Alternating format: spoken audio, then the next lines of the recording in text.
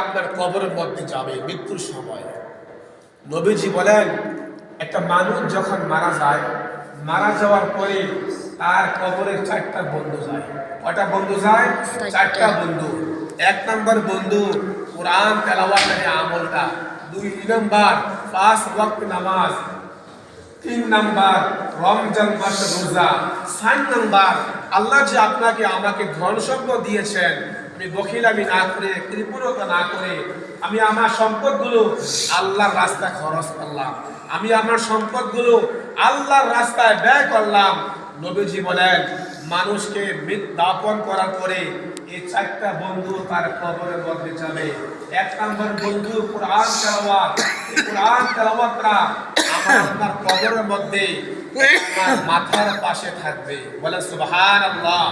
এই কোরআন যখন আমার মাথার পাশে একটা মানুষের রূপ ধরে বসে থাকবে, আল্লাহর ফেরেশতারা কবরের মধ্যে আসবে, আসার পরে দেখবে চারটা বন্ধু তার কবরের মধ্যে বসা, একটা বন্ধু তার মাথার মধ্যে বসা।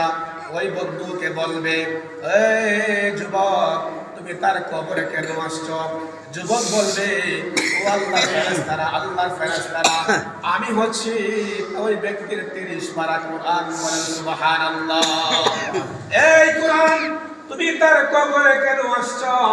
কোরআন জবাব দিবে, ও আল্লাহর ফেরেশতারা, এই ব্যক্তি কোরআন শরীফ শিক্ষা গ্রহণ করেছে, এই ব্যক্তি কাজ করছে, এই ব্যক্তি সকাল সন্ধ্যায় কোরআন তেলাওয়াত করেছে, এই ব্যক্তি কোরআন হক অনুযায়ী ব্যক্তি তার জীবনকে চালাচ্ছে, এই ব্যক্তি কোরআন মোতাবেক তার জীবনকে গঠন করেছে, এই জন্য আমি কোরআন তার কবরের মধ্যে এসে গেলাম।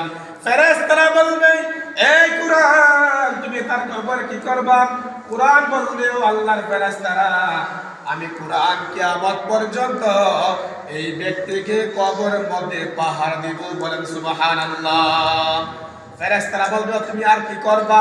কোরআন বলবে, আল্লাহর ফেরেশতারা, কিয়ামতের দিন যখন মানুষের মাথার উপরে সূর্য চলে আসবে, যেদিন জমিনটা তামা তামা হয়ে যাবে, যেদিন কেউ কাউকে চিনবে না, বাবা তার ছেলেকে চিনবে না, মা তার মেয়েকে চিনবে না, স্ত্রী তার স্বামীকে চিনবে না, স্বামী তার স্ত্রীকে চিনবে না।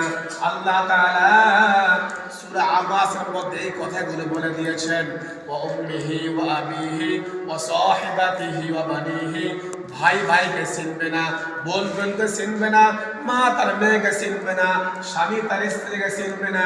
আল্লাহ তাআলা এই কোরআনটা বলবে ফেরেশতাদের কাছে, ও ফেরেশতারা, আমি কিয়ামতের দিনে এই ব্যক্তিকে সাথে করে আমি আল্লাহর জান্নাতে এটাকে নিয়ে যাব। বলেন সুবহানাল্লাহ।